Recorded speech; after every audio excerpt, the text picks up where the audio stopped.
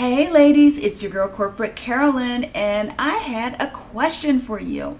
I noticed that a good number of men on other YouTube channels that are having discussions about us in particular, describing us as being angry, combative, and one of the other things that they said about us in different comments that I'm hearing is the fact that nobody can tell us anything. So my question to you is, can anybody tell you anything? And some of the things that they get mad about are like situations where we're being ratchet in public. The whole bonnet in public thing, guys don't like that, especially quality men who would want to marry you, build a family with you, buy a house, and save money to send kids to college. Those type of men. They don't like the bonnets. And so if they try to tell you, or some of you, they usually get resistance, pushback, arguments. Everybody's just so hard on the black woman. They don't know what the black woman has been through. And, if they say, don't wear your bedroom slippers in public. Well, I don't see why they're being so hard on us. They judge us harsher than they judge women of other ethnic cultures and just all of these things. And if they say, why are you twerking in a restaurant, especially like say if there's like a brunch or something. There have been some restaurants that have had to implement a dress code to say that you couldn't wear pajamas, you couldn't wear flip-flops, that you couldn't twerk in a restaurant. Some of those things go without saying. How is it that black women, some of us, especially young black women mainly, have gotten to the point where those things are acceptable, where we're going to actually get on all fours at a festival that used to be known for excellence and class, the Essence Festival. I've never been, but I've seen people talk about it, and it used to be something that was held up in high regard, but yet last year I heard so many people talking about, how on the stage they allowed twerking, just people were just going crazy. It was like Girls Gone Wild or something. And anybody who tried to say anything negative, a lot of black women just came and immediately defended that as being okay, and so what black men walk away feeling a lot of times is they can't tell us anything. Like say if a husband tries to say, please don't wear, that head rag, that bonnet out in public with me. They would just be dragged for filth. You can't tell me what I should do with my hair. It's my hair. Well, maybe your hair shouldn't be red or pink. Like I'm going to take you to a social setting or something with my bosses or my colleagues and co-workers. I would probably prefer your hair not to be pink. And they can't say anything. So a lot of times ladies say, oh, my husband doesn't mind. It's not necessarily that your husband doesn't mind. It's that your husband feels he can't have an opinion with you. And so a lot of times some black men don't want to fool with us because they feel that they can't have an opinion. But guess what? If you're going to be in a relationship with a person, if you're going to be married to someone, they need to be able to have an opinion. We are not the only ones that get to have an opinion.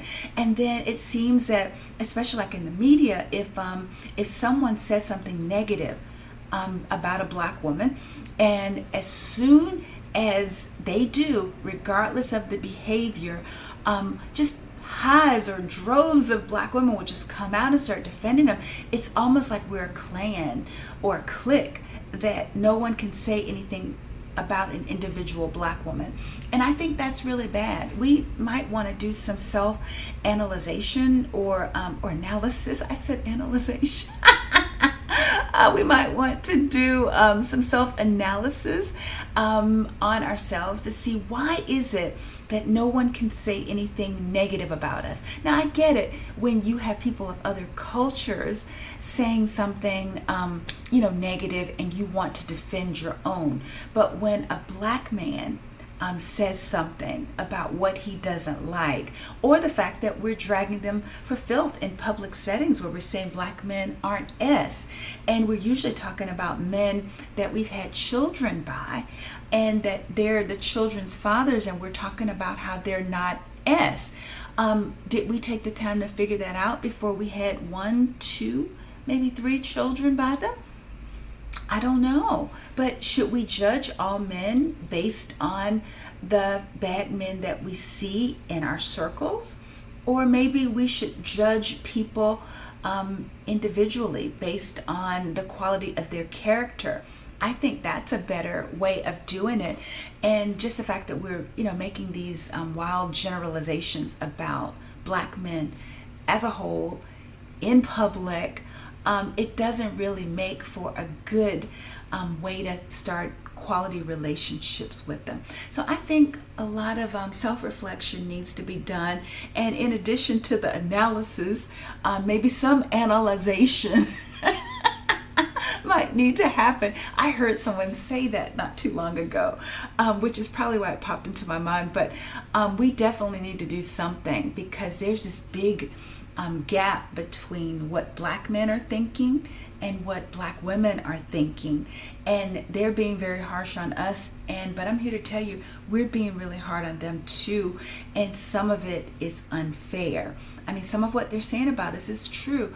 I do get the impression that you can't tell us anything. If you go up to a woman who's wearing, shorts cut up to here at her child's graduation, try to say something as a man, and you're going to get dragged for filth. That's a problem. We need to wake up and figure out ways that we can accept constructive criticism. Not harsh, destructive criticism, but constructive criticism. Somebody ought to be able to tell you something, especially if they live in the house with you as your husband, or somebody that you're getting ready to possibly marry. You better be able to hear something, or at least, find some sort of compromise. So, sorry I went too far on that topic, but hopefully that gives you some food for thought, because we really need to do something different. If you're doing the same thing over and over again and you're getting the same results, that's the definition of insanity. You need to find a way to do something different if you want to get different results. And one of the things that might be different is being able to hear what men are saying to you or about some of us. Just wanted to share the message. Maybe you'd hear it from a woman more so than a man. But let's talk about that, because I'm interested to know what you guys think. But until the next time, I hope you guys have a good one. Take care. Bye-bye.